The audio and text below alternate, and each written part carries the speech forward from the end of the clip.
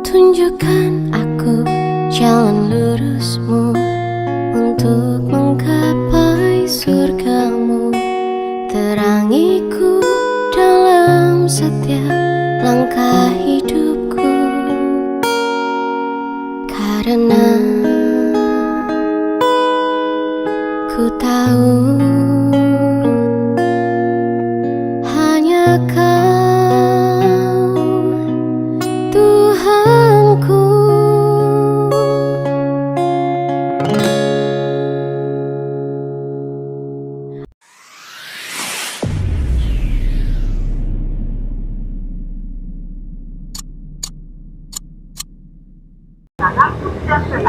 Assalamualaikum warahmatullahi wabarakatuh. Selamat pagi kawan-kawan semua. Hari ini kita jeda 2 hari. Hari kita bersama Pak Lukman lagi ngobrolin soal infrastruktur di zaman beliau awal menjadi wali kota hingga periode kedua. Apa saja yang sudah dijalankan. Nah, kita akan fokus kali ini pada pembahasan ring road. Kenapa sempat terpikir, bagaimana konsep awalnya, apa yang sudah dikerjakan, dan kenapa gagal. Nanti Pak Lukman akan cerita kenapa gagal diimplementasikan. Jadi mungkin pembicaraan kita nanti akan lebih fokus di persoalan ring road, dari mulai rencana, persiapan dan sudah apa yang sudah diusahakan sampai di jalannya. Mungkin itu Pak sebagai terima kasih. Assalamualaikum warahmatullahi wabarakatuh. Kembali kita pada pagi hari ini. Ya memang sebenarnya ini satu kegiatan yang berlanjut. Kemarin kita ceritakan awal-awal bagaimana kondisi jalan kota metro, bagaimana kondisi pemerintahan kota metro. Tempo dulu yang saya lakukan 10 tahun saya jadi amanah sebagai wali kota. Nah, terkait dengan apa yang disampaikan Adinda Rahmat tadi tentang bahasanya kota metro ini sangat perlu menurut saya, bukan hanya perlu tapi sangat perlu. Kenapa? Karena garis lurus jalan negara yang ada di metro itu cuma singkat pendek dan wilayahnya masih bisa terjangkau dengan lebih luas.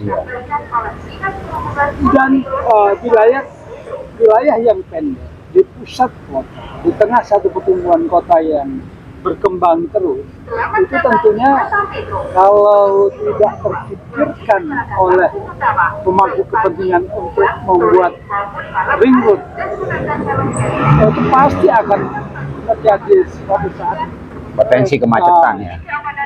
Hal-hal yang memang tidak kita inginkan, kemacetan misalnya dan lain sebagainya, seperti yang pernah terjadi pada saat saya cerita kemarin, hancurlah kota jalan negara ini. Nah, kita bisa mengacu pada satu kota yang tidak terlalu besar juga, Yogyakarta misalnya. Yogyakarta itu luar biasa, dipaksakan dengan ring roadnya yang bisa memutar kota Jogja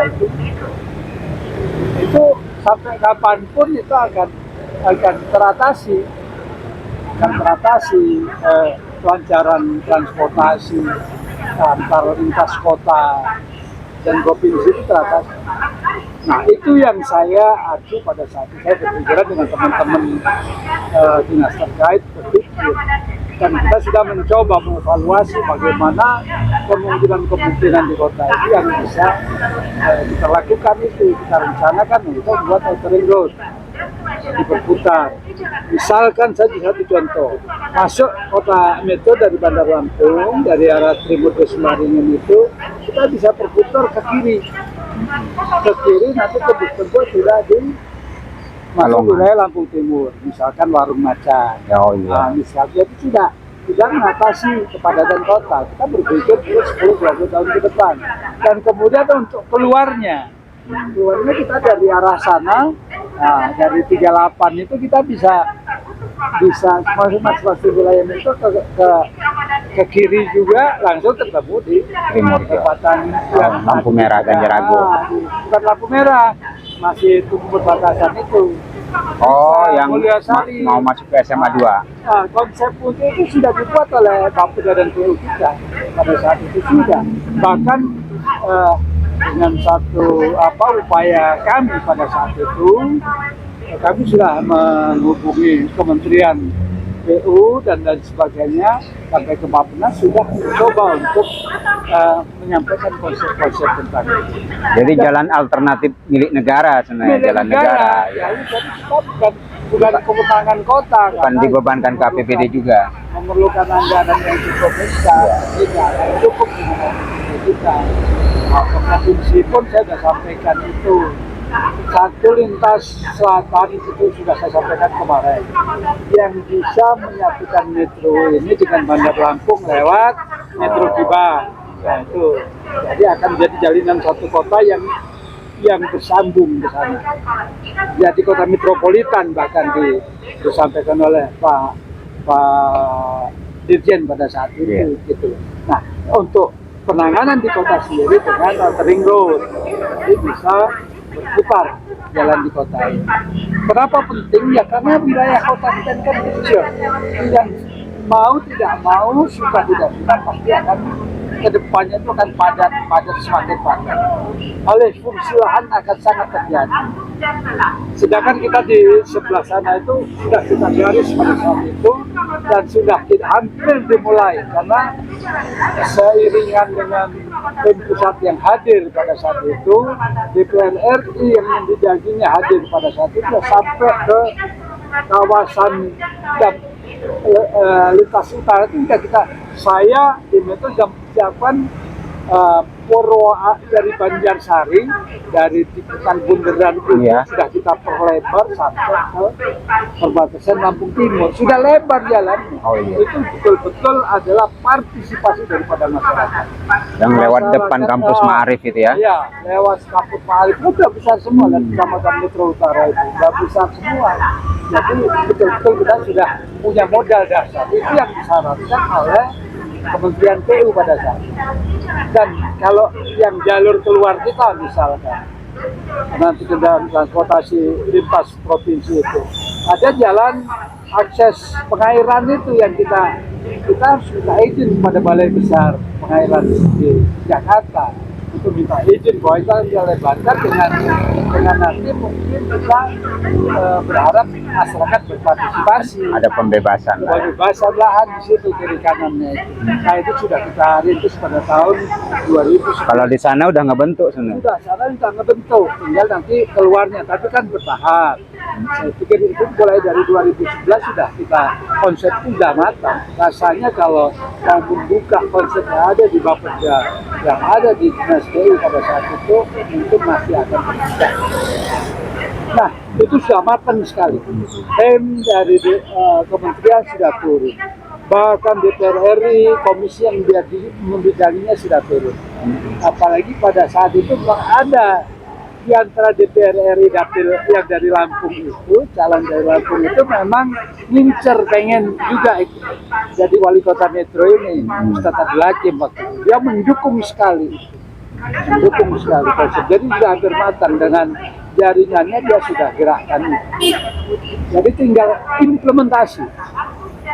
Nah, ya alhamdulillah karena prosesnya kan di kementerian memang karena urusannya itu besar, lingkup nasional tentunya membutuhkan waktu. Proses lobby sebenarnya udah jalan. Sudah dilakukan, sudah oke.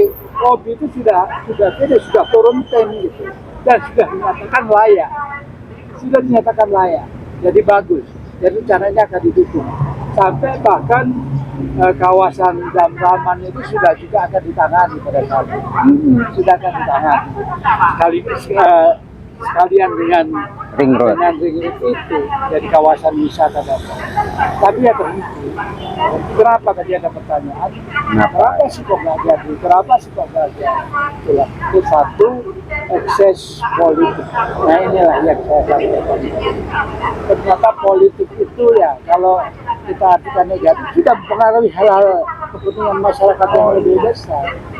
Jadi kalau dibawakan oleh orang-orang yang memang tidak berpikiran luas, tidak legowo dan lain sebagainya, memang akan jadi penghalang buat sebuah pembangunan bangsa ini. Saya pikir masih banyak hal terjadi seperti itu. Ini saya rasakan betul. Nah pada saat itu betul Ustadz Abdul Hakim itu ikut pertarungan pilkada di kota metro ini. Dan dia sangat aktif sekali memang, dan sebenarnya layak jadi seorang menteri, tapi gagal. Ya gagal juga kita tahu persis, memang banyak sebabnya, kegagalan itu. Ya, yang jelas akhirnya menghambat juga perkembangan dan pembangunan kita. Artinya regenerasi kepemimpinan penting juga soal Sangat keberlanjutan penting. ya. Jadi pemimpin itu sebenarnya menurut saya bukan hanya asal jadi. Kasihan kota ini. Iya, kalau bongkar pasang ya. Kalau saya selalu berbicara apa adanya. Pada saat setelah saya inginkan si ACB karena kesinambungan pembangunan itu yang saya baca. Tapi ternyata kan masyarakat beda menghendaki pemimpin yang dengan tanda petiknya yang mau mereka kan Soal uang. ya kadang-kadang NPWP Iya. nomor bironya itu yang sangat dan saya berharap ke depan hal ini tidak akan terjadi. Jadi secara teknis sebenarnya udah siap semua. Sudah siap, kalaupun mau dibuka berkas-berkasnya sebenarnya mungkin Rencananya masih ada. masih ada. Saya yakin masih ada. Sampai bahkan sudah kita ukur di jalan. Sudah kita ukur berapa perlunya jalan lintas itu. Yang secara lokal support pelebaran jalan juga udah. Masyarakat pun sangat mendukung. Karena itu tadi saya turun sendiri ke lapangan menjelaskan dengan berkembangnya satu daerah dengan katakanlah baiknya sarana transportasi, infrastruktur transportasi pasti akan hidup masyarakat kita akan meningkat juga, ekonomi akan jalan juga. Soal politik. Tapi kembali politik sangat mempengaruhi Political will-nya ya. maka saya pikir yaitu proses pembelajaran politik ini yang sangat diperlukan. Mulai dari partai politik sendiri yang punya tanggung jawab, kemudian mangku kepentingan yang ada di partai politik itu. Politik secara umumnya visi misi ketua partai politik itu betul-betul orang yang Punya visi yang punya perjuangan bagus lah untuk seorang pemimpin. Harus semua dari situ, termasuk kader-kadernya yang nanti apalagi ini mulai masuk tahun politik, antara perwakilan daripada rakyat, namanya Dewan Perwakilan Rakyat, ada semua tingkatan bawah, mungkin DPRD kota dan kabupaten, kemudian DPRD provinsi, dan seterusnya sampai ke DPRD. Rasanya yang mudah-mudahan akan ada perubahan lah. karena akan berdampak pada kebijakan. Karena dua lembaga pemerintahan yang besar, eksekutif dan legislatifnya harus betul-betul bisa seiring, betul-betul mau berpikir keras, berpikir yang mulai dengan menggunakan. Jadi dia bukan hanya ngurus yang sudah ada, tapi mengembangkan juga. Bahkan sekarang ngurus yang sudah ada pun nggak urusan. Buktinya apa? Ya kita lihat sih infrastruktur kita seperti apa. Jalan yang kasat mata, jalan-jalan kita seperti apa, bangunan-bangunan fisik kita seperti apa. Kan ada degradasi menurut ya. Ada degradasi, mau diakui atau tidak diakui degradasi menurut. Iya. Kebayang itu Pak, ring road itu. Karena memang itu harus orang yang sudah punya visi ke depan. Ada dua tadi alasan yang disampaikan Bapak. Pertama soal mengantisipasi kepadatan kota. Kedua ya Peningkatan ekonomi yang pasti juga. iya, meningkatkan ekonomi karena terdampak dengan lintasan jalan ya. Ya ketiga tadi kalau memang ini dibiarkan ya cepat rusak juga jalan kita. Seperti ini payah, ini kan pusat kota. Terus ini mau buat keramaian aja, kalau ini jalan negara nggak bisa kita. Iya. Nggak bisa sembarangan menutup jalan. Tapi kalau ada ring road, Gedung besar kita ada di sini depan jalannya. semua.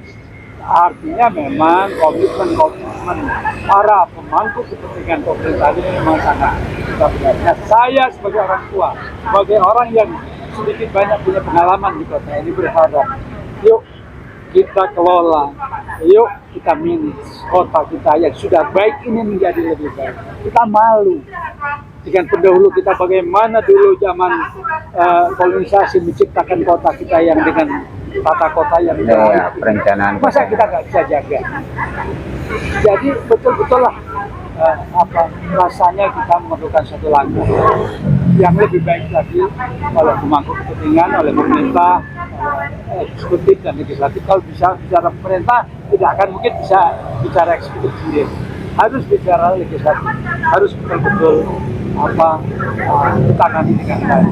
Serahkan kepada orang-orang yang memang punya kemampuan untuk melaksanakan tugas-tugas pemerintahan itu dengan baik. Saya pikir itu mudah-mudahan ini bisa menjadi pencerahan juga buat kita semua. Oke, kawan-kawan. Lagi sekedar pengalaman dari saya. Oke, kawan-kawan semua, pengalaman yang disampaikan oleh Pak Lukman itu mengisyaratkan, memberikan tanda kepada kita bahwa rekam jejak seorang pemimpin itu penting, tapi di atas semua itu juga gagasan, visi soal keberlanjutan pembangunan kota juga menjadi sangat penting.